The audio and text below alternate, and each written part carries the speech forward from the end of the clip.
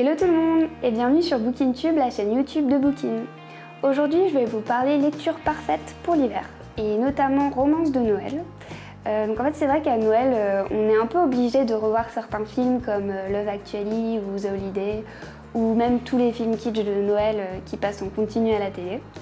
Mais c'est vrai que chez Booking, on aime bien aussi se mettre sous le plaid avec la tasse et le sapin bien tendu et surtout avec un bon livre. Et du coup, pour vous donner quelques idées, je vais vous parler de 3 titres qui sont plutôt bien partis pour remporter le prix de meilleure romance de l'hiver.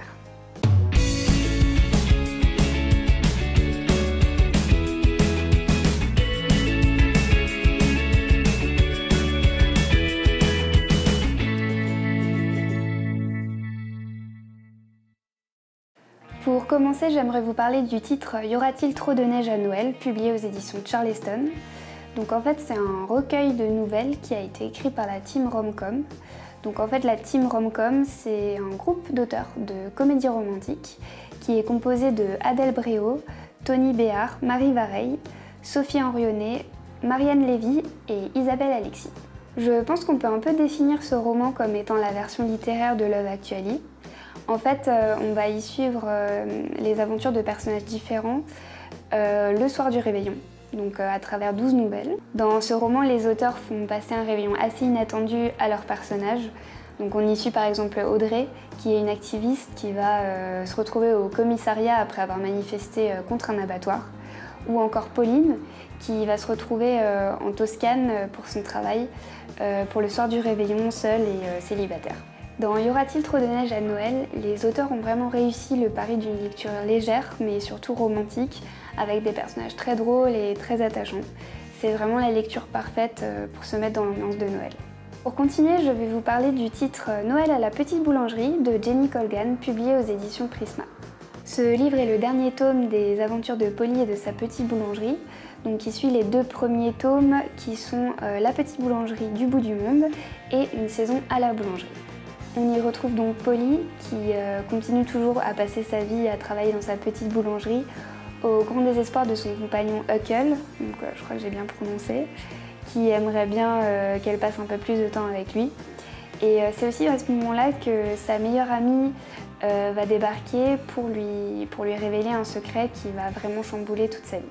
Ce livre s'inscrit vraiment dans la lignée des 2 premiers tomes. En fait, Jenny Colgan nous offre une comédie romantique très drôle et très rythmée.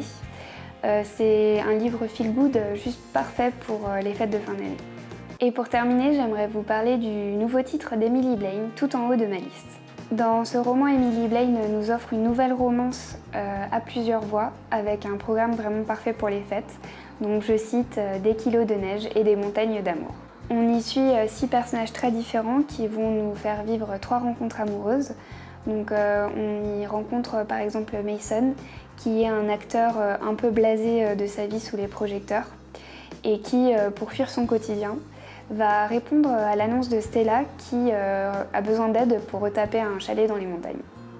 L'auteur nous fait découvrir ces personnages dans un récit vraiment très touchant et captivant, dans une ambiance qui est tout droit sortie de nos films de Noël préférés.